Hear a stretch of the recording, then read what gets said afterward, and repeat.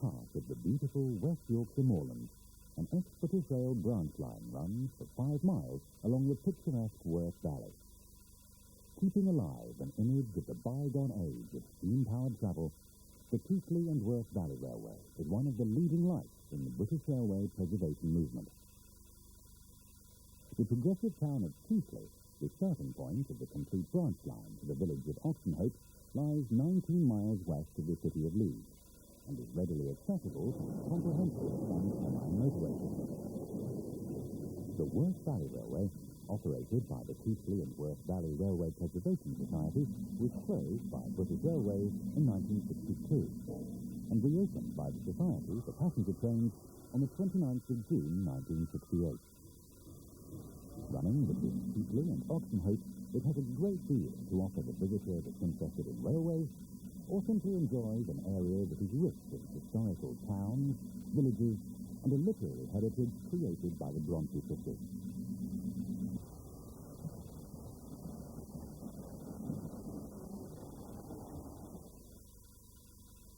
Railway preservation has captured the interest and imagination of countless millions for over a quarter of a century. As the pioneer Railway Preservation Society, our cameras set out to capture the sense of variety and achievement on this line. The events that take place in a Preservation Society's calendar make up the basis of this program, which follows the progress of the railway as it undertakes several major projects. But it's not all hard, industrious work. Being a member of such a society has lighter moments also, as we'll see later.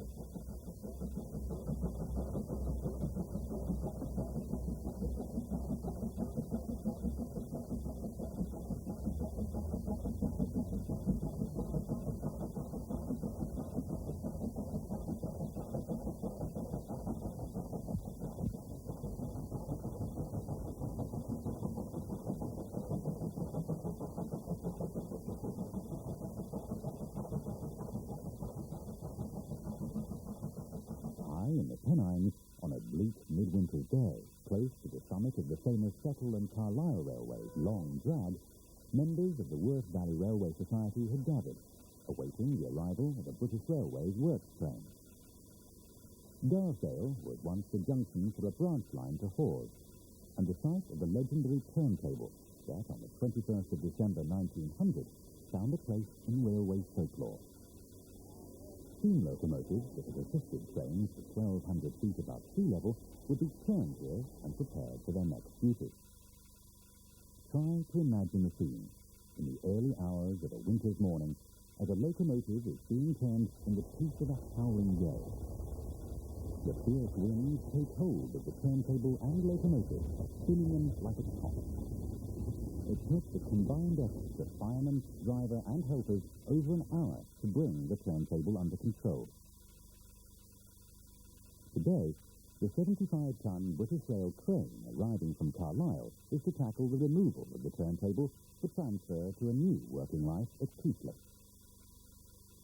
Although the naked turntable only weighs about 16 tons, the lifting is a very delicate operation, as the train has limited access from the main running line. This dictates that the grid will need to carry out the lift at full stretch.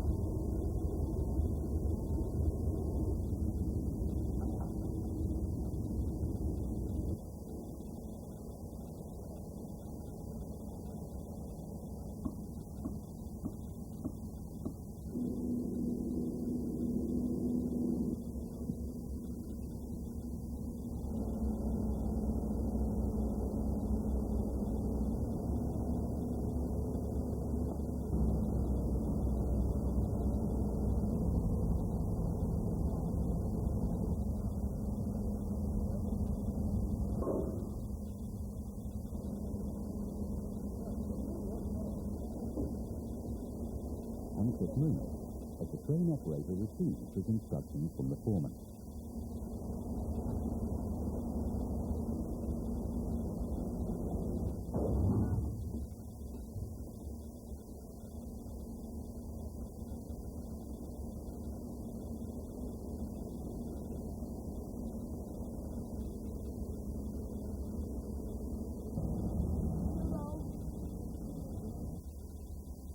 successful transfer to the rail wagon concludes a successful operation.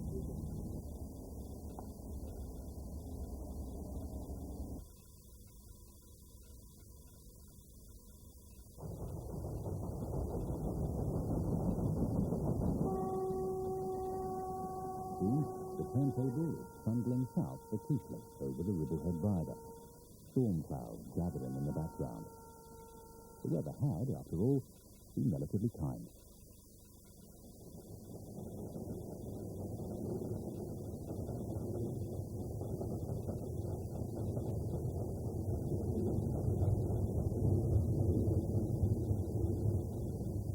At Keighley, the old Midland Railway turntable pit had been filled in with ash about 30 years ago and was having to be reclaimed.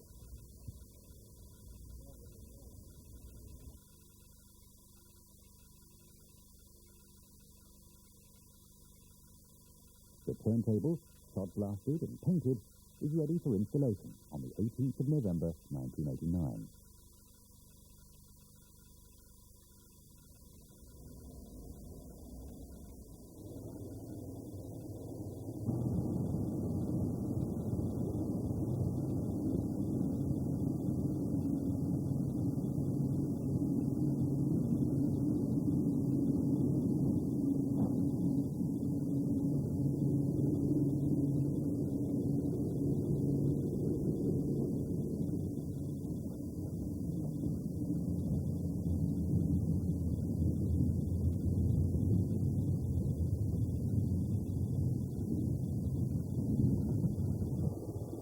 Yard, the railway's own 50-ton steam crane is marshalled as the works train is prepared and heads north to Keighley, where the volunteers skillfully complete the restoration of a legend.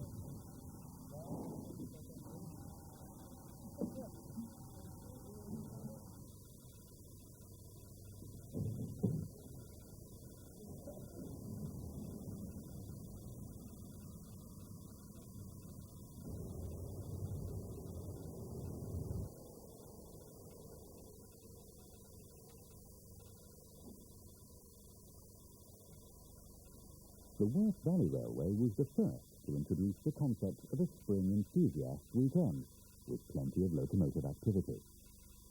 This was seen as a target following winter maintenance and a low-season attraction in the railway's calendar. The 1st of April 1990 saw stirring sights by locomotives ranging from the 116-year-old Bellerophon to greyhounds like the Harmony and the visiting Great Marquis. An early starter on a misty morning was Ginty 47279, calling at Howard and continuing to Oxenhope.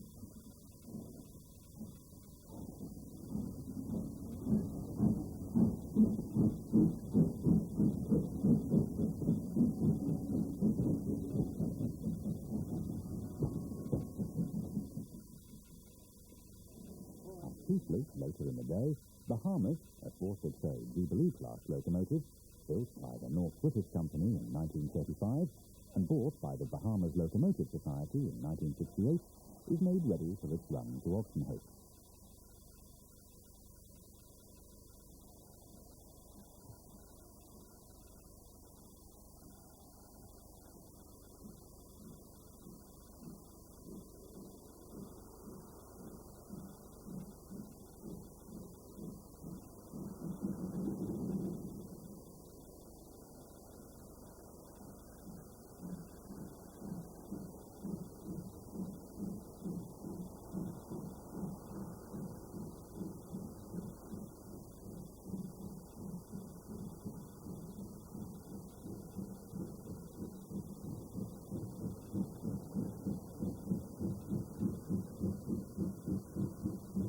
In the head front, the chiefly Ganem shuttle service waits its turn of duty.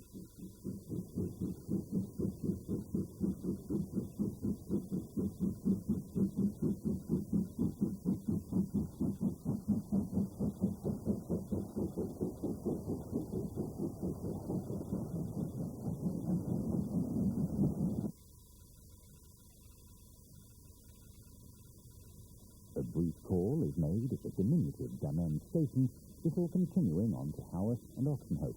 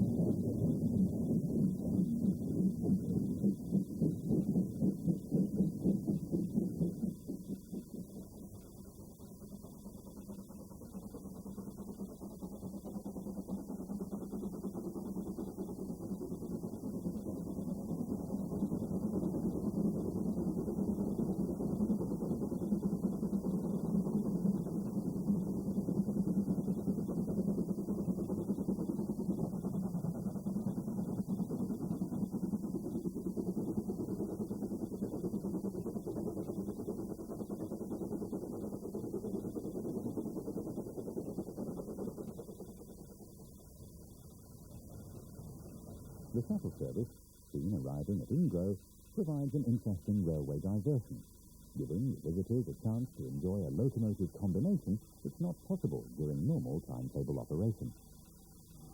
Today, headed by the delightful Bella Rothon, built in 1874 at the Haydock Foundry, St Helens, the shuttle sets off to Dunham.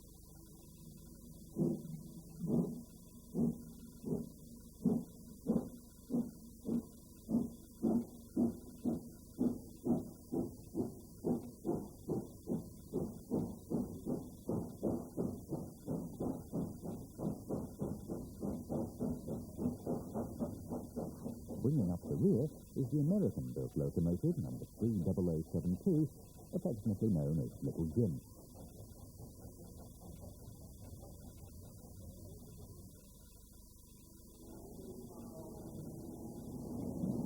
The Jimpers and Great Masters number 3442 arrived chiefly platform 4 at the start of 3442's duties for the day.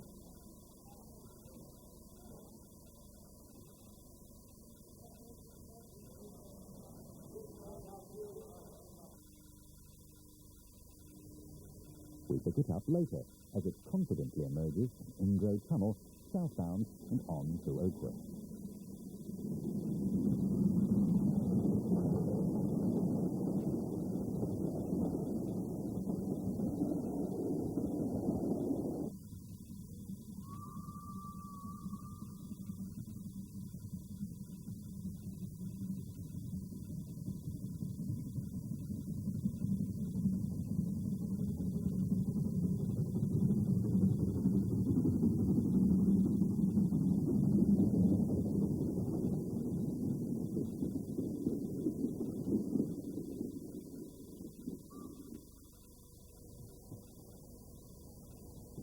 Towards the end of the day, 3442 was required to work light engine from Keighley to Ingro to collect the privately preserved Northeastern Saloon that had been visiting the railway and was on show in the Vintage Carriages Museum.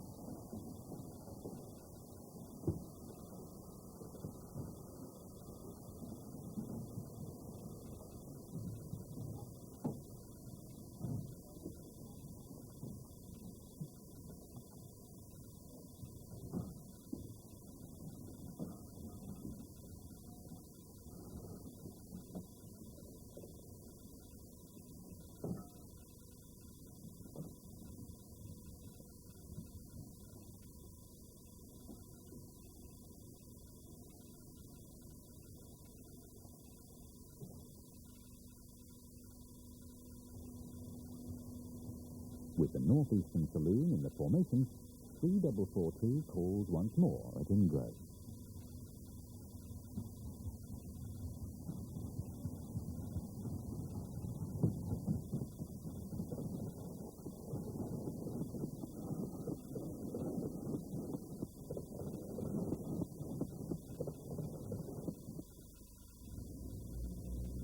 An unusual view of Great Western pannier tank number 5775, having its boiler tested after a major overhaul, graphically illustrates the demanding nature of preserving a steam locomotive in safe working order. Number 5775 was built in 1929, and after working on British Railways, was bought by the London Underground and renumbered L89. Coming to the Worth Valley in the early 60s, it performed well for a number of years, before being withdrawn as the boiler was in need of a major overhaul.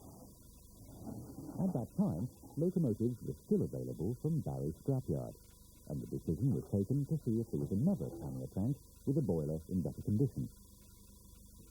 Number 4612 was purchased. Its boiler, now overhauled, is here being tested before taking its place in 5775 frame. The frames, containing the complex motions, had also been overhauled, and are here being moved out of the sheds into a position to facilitate the replacement of the boiler. This provides us with a view of the motion not normally visible to our cameras.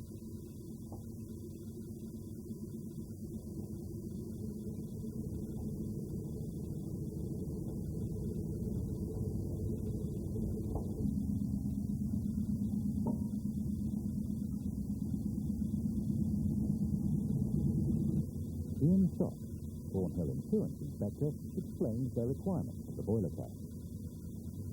And we'll take the boiler up very gently to its normal working pressure, perhaps just test the safety valve for a few seconds, and then let it quietly cool off again before it's returned to its frame, and then we will obviously do another cleaning test then.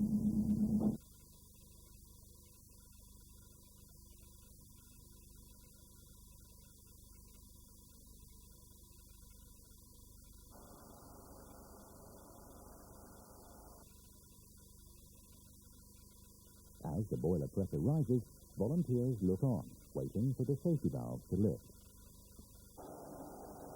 Was the test successful? Loco caretaker Tim Hanson explains. Ian Stock, Thornhill boilerman, traffic okay. Just got a bit of sorting out to do, and that boiler's going back in frame as soon as we can. Won't be long till it's running again.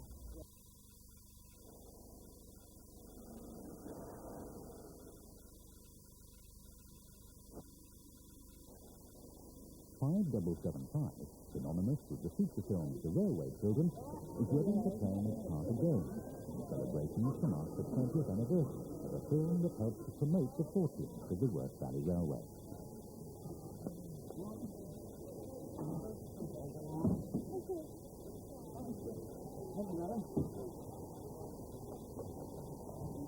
Celebrations took the form of street theatre. Amateur actors, actresses performed cameos, scenes from the film.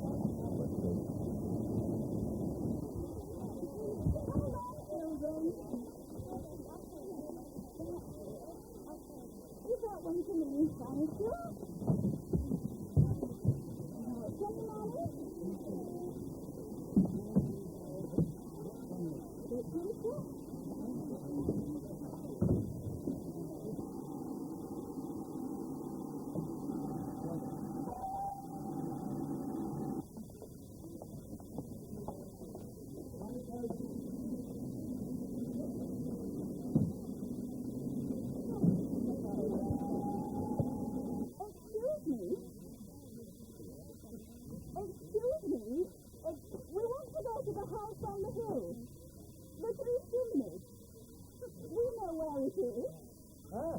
Yes, yes. Well, will you show us the way then? Yes, yes. Oh, good. Well, this is for me. Oh, dear. Come along. Oh, there's somebody in there.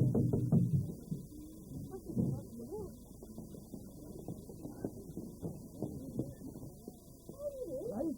How do you do? Yes, yes.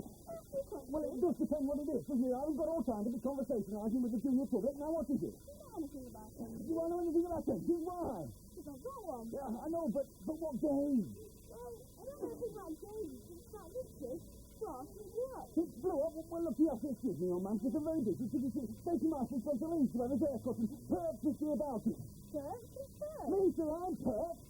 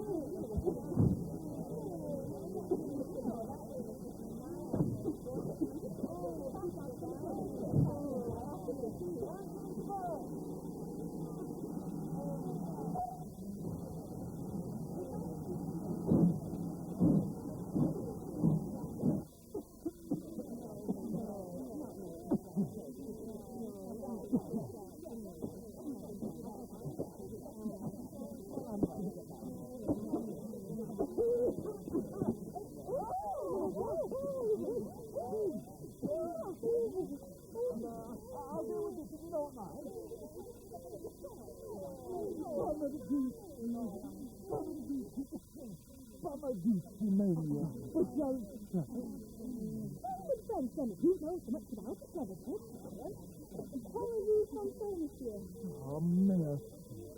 Mum, pretty. Now that's fun. Well, look, now I'm on about that, ladies and gentlemen. So let's just move right down the platform, please, if you don't mind. I'll get one of these gentlemen.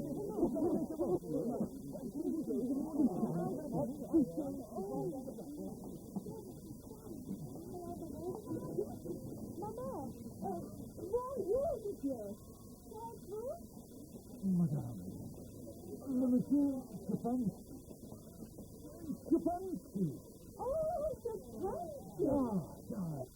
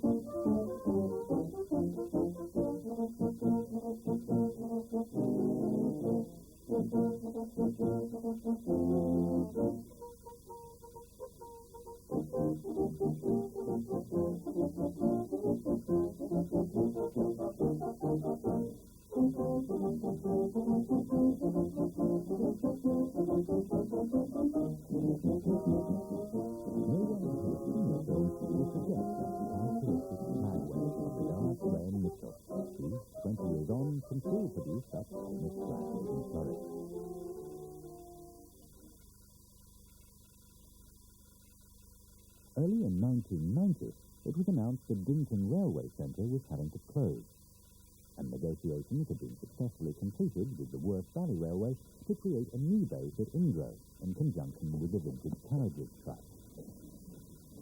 Together with the recently rebuilt station, this would form a railway centre of excellence. Most of the Dinton Railway Centre's rolling stock and museum exhibits would have a new home with access to an operating railway. It would also mean that the Society's flagship locomotive, number 45596 Bahamas, would be conveniently stabled close to British Railways, where from time to time it holds special trains over the famous Kettle and Carlisle line. Easter was the final occasion when the Dinton Railway Centre was open to the public. Tiny, an Andrew Barclay 040 built in 1949, worked in the Bradford Gasworks, Manchester. When no longer required, the locomotive was donated to the Society by the North Western Gas Board. Tiny now prepares to give brake van rides.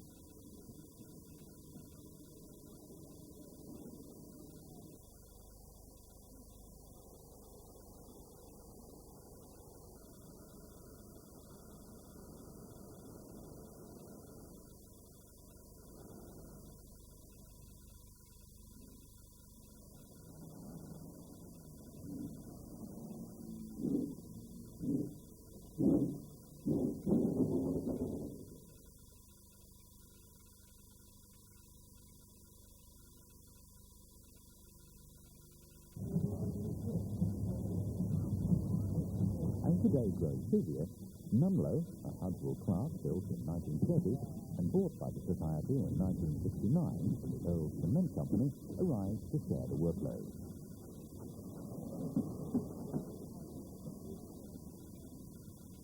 The electro-pneumatic point work that had been installed was the only operating example of this system of point control in the country.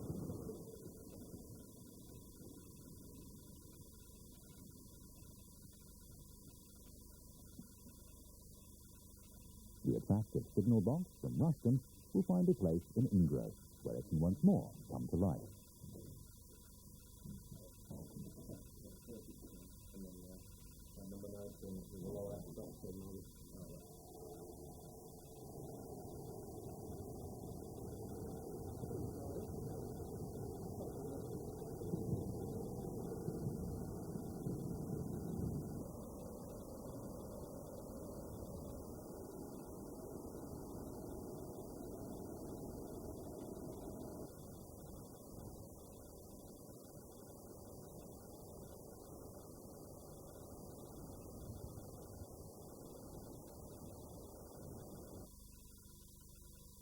Simon, looking around the Dinton Railway Centre today, I'm extremely impressed with all the lovely things I see, but at the same time, I feel it must be sad for you that here you are at the end of an era. Yes, I think it is a sad day for us. The last day of anything is a sad day, but at the same time, I realise that we can't stay here any longer, and we've got to look to the future. Yeah. And one door closes, another one opens, and that's what I think our future is at the future. Strangely, about 3 years ago, when the coal tankers invited to run on the keeping of the Worth Valley Railway, during that summer, we got to know quite a lot of your members, and really that's how this new chapter of our life began.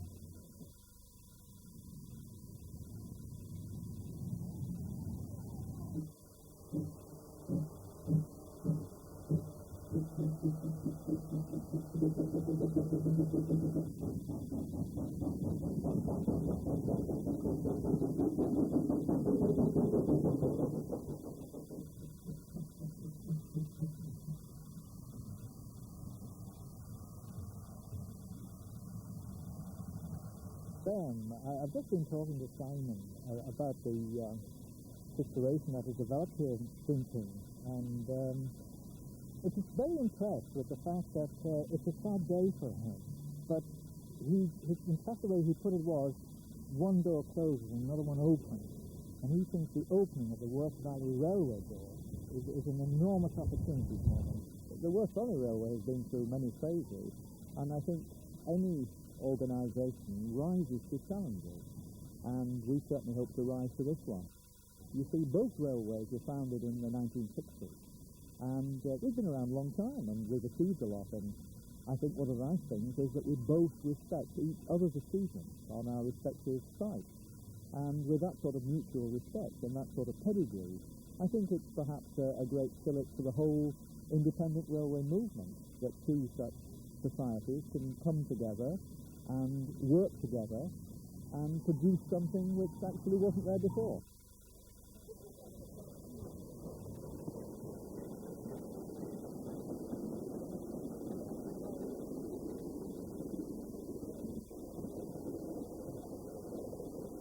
Complementary to the centre was this delightful miniature railway, operated by the Buxton Model Engineer Society, and sadly, it too had to go.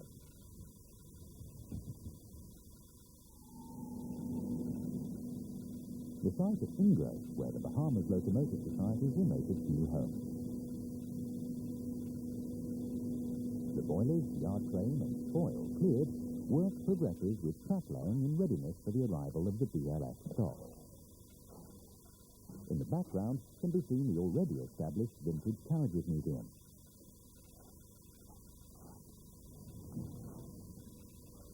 The old Midland Railway goods shed requires extensive restoration before the Society's workshops can be installed.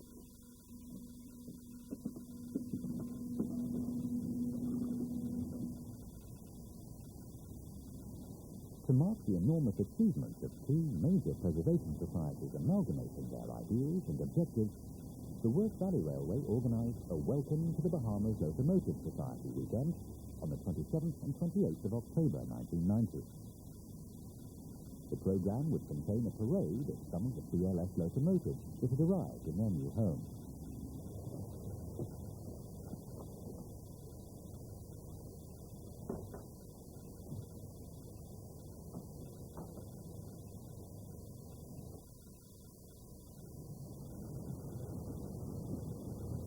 The London North Western Railway coal tank, built and crew in 1888 and owned by the National Trust, was originally on due at Penryn Castle, North Wales. It was handed over on permanent loan to the BLS in time for them to overhaul it ready for the Rainhill Trials 150th celebration.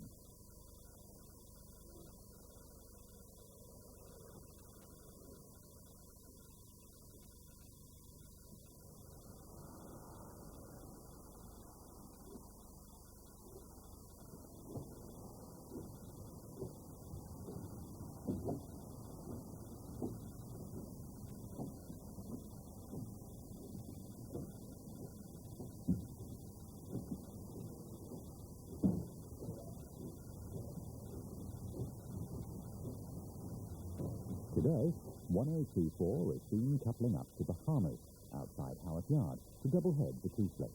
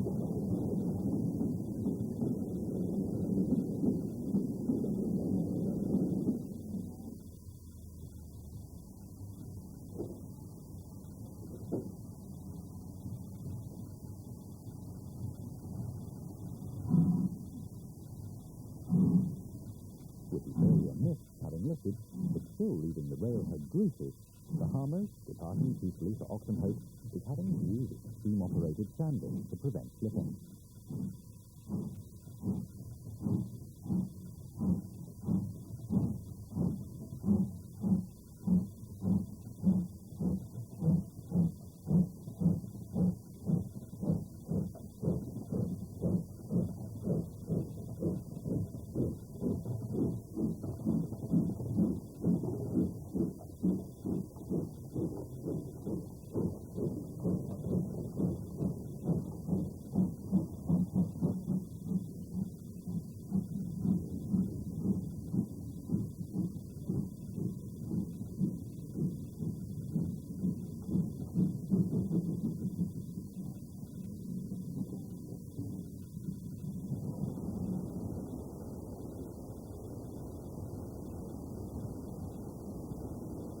Sliding into Ingro, this superbly restored locomotive is captured at ease with its new surroundings.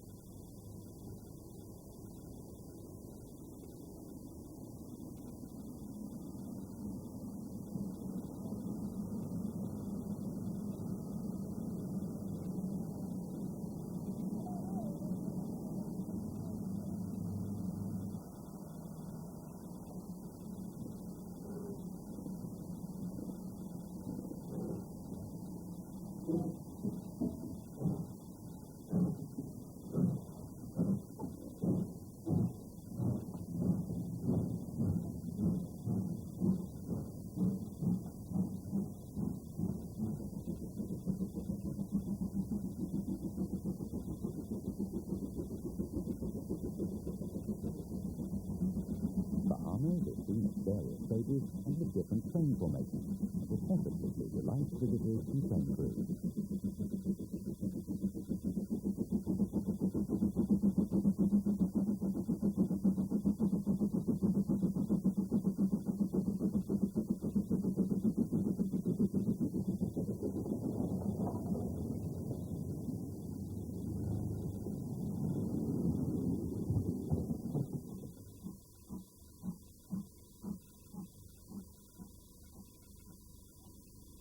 At Damen's Junction, the fireman emerges from a steamboard to hand a single-line token to the signalman.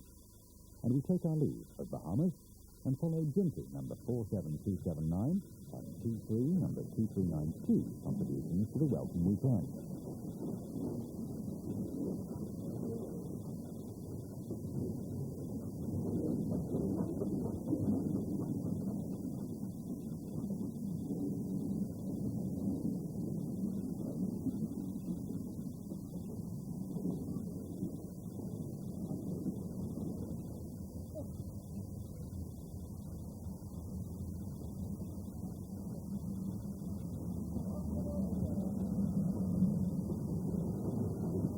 Number 2392 pulls into Ingro with a formation that includes kitchen and restaurant cars which provide meals throughout the day. 2392, visiting the Worth Valley for a period, was built in Darlington in 1923 to a 1906 Wilson Wurzel design. It was withdrawn from British Railways in 1967 and purchased by the Northeastern Locomotive Preservation Group. After extensive restoration, it entered service on the North Yorkshire Moors Railway in 1971.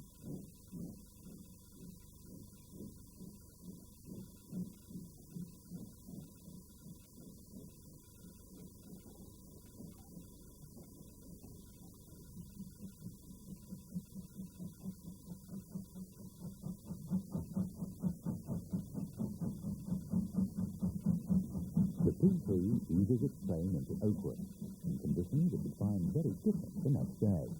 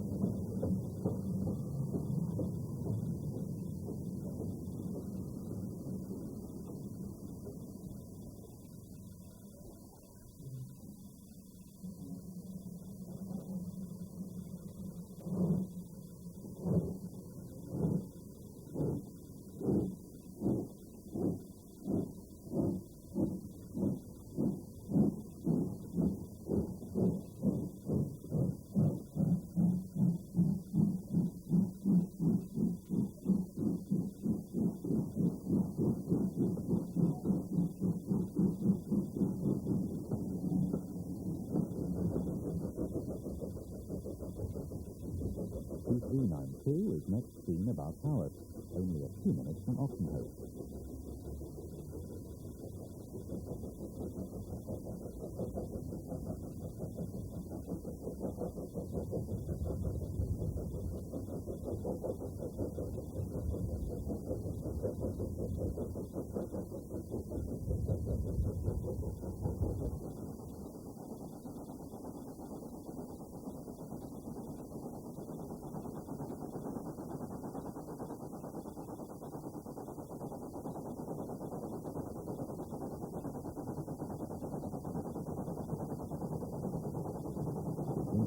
Teaming up with the coal tank stirs the blood as they gamely make the jam end.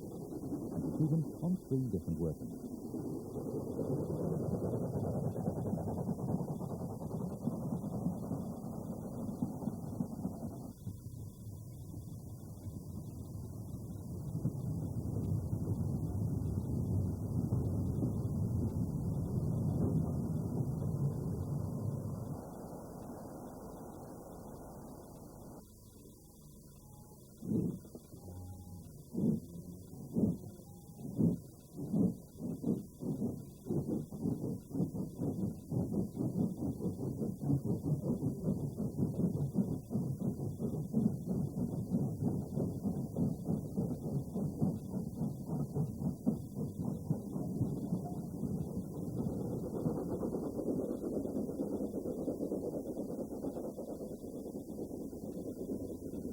Near Mydall's tunnel, the coal tank works bunker first after demonstrating the turntable operation at Toothless.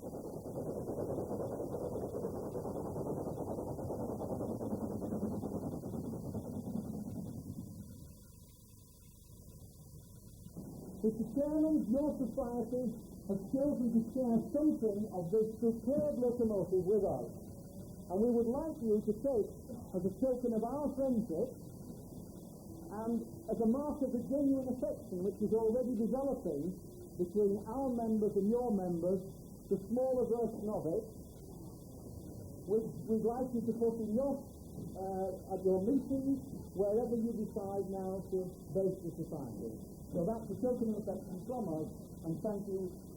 Welcome to work with us on the railway, Simon. We're very grateful to the welcome you've given us, and I can assure you that we're going to work very hard to make Ingrove a wonderful place on the Worth Valley line. Thank you very much.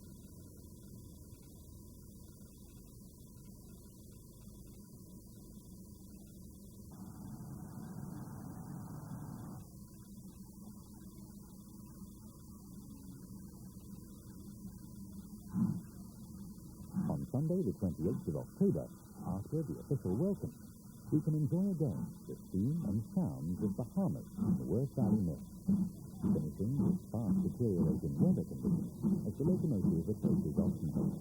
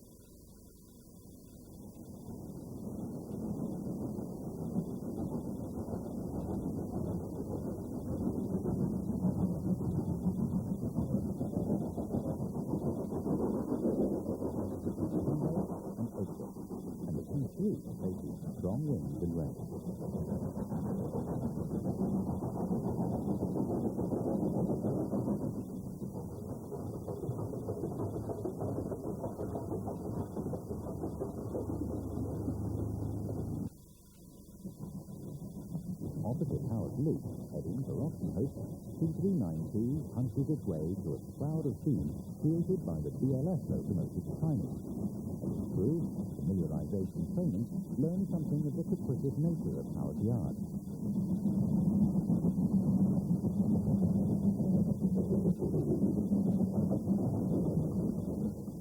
In the final part of the program, we ask Nick and Tim why the pannier tank is out midweek in winter on a non-passenger carrying train.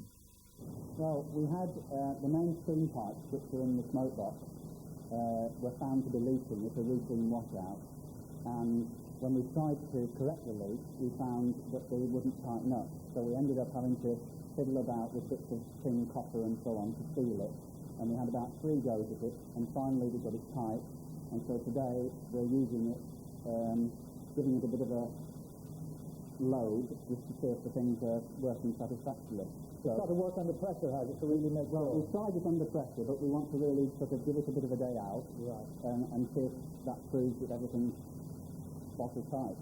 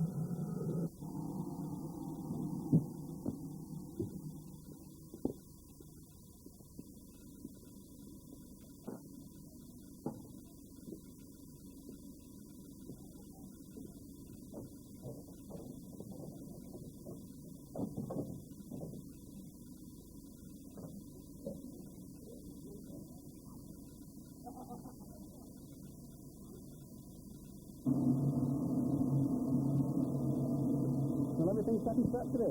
At this stage, okay.